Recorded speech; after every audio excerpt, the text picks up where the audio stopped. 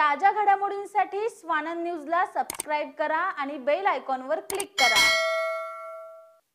Manpada police ठाण्याच्या हद्दीत MIDC phase 1 परिसरात एक इसम गांजा विकण्यासाठी येणार असल्याची माहिती मिळाल्यानं गुन्हे प्रकटीकरण पथकाने आरोपी पप्पू दशरथ राठोड वय 24 वर्ष यास सापळा लावून शिताफीने ताब्यात घेऊन त्याच्याकडून 9,000 रुपये किमतीचा 391 ग्राम वजनाचा गांजा जप्त करण्यात आलाय। या आरोपीवर मानपाडा पोलीस ठाण्यात गुन्हा दाखल करत त्याला अटक केली आहे।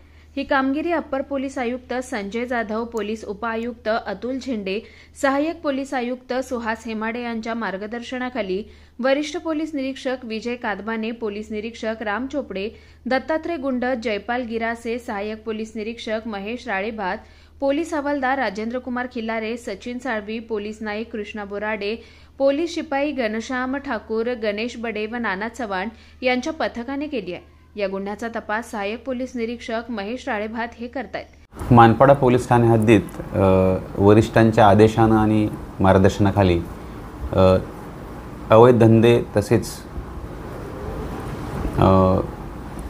नशाखोरांविरुद्ध कारवाई नेहमीच केली जाते। त्याचाच एक भाग म्हणून रात्री गस्त करत असताना आमच्या गुन्हे प्रकटीकरण पथकाला मिळालेल्या खबरीवरून आम्ही एका आरोपीस अटक करून त्याच्याकडून गांजा जप्त केलेला आहे आणि त्याच्याविरुद्ध आम्ही त्या रेलेव्हंट सेक्शनखाली गुन्हा दाखल केलेला आहे।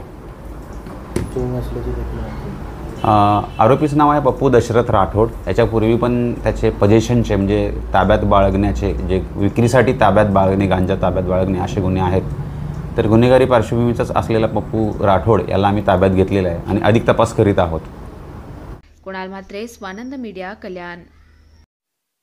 ताज्या घडामोडींसाठी स्वानंद न्यूजला सबस्क्राइब करा आणि बेल आयकॉनवर क्लिक करा।